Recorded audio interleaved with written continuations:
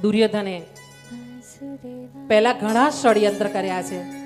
એકવાર એવું ષડયંત્ર કર્યું છે કે દુર્યોધને વિચાર કર્યો છે કે એમના ઘરે દુર્વાસા ઋષિ ચતુર્માસ કરવા આવ્યા છે અને ચતુર્માસ જ્યારે પૂરો કર્યો છે ત્યારે દુર્યોધને વિચાર કર્યો છે કે જ્યારે મને આટલી તકલીફ પડી રાજા હોવા છતાં કે દુર્વાસા ઋષિ અને એમના શિષ્યોનું સ્વાગત કરવામાં મને તકલીફ પડી રહી છે, એમના ગુસ્સાની બીક લાગી રહી છે, તો જો આ પાંડવો વનમાં છે 12 વર્ષ માટે જે વનમાં ભગવાન મોકલ્યા છે પાંડવોને, તો એમને ત્યાં જો દુર્વાસા ઋષિ જાય એમના શિષ્યો સાથે તો શું થશે?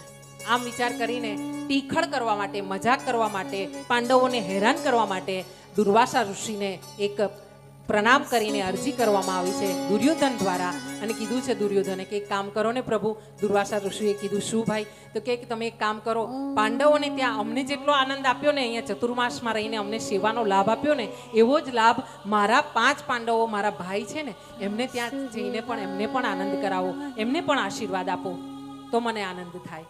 દુર્વાસા ઋષિ ભોળા એટલે ત્યાં ગયા વનમાં ગયા. એટલે એ સમય હતો કે તે સમયે દ્રૌપદી પોતે ભોજન કરીને પરવારી ગયા.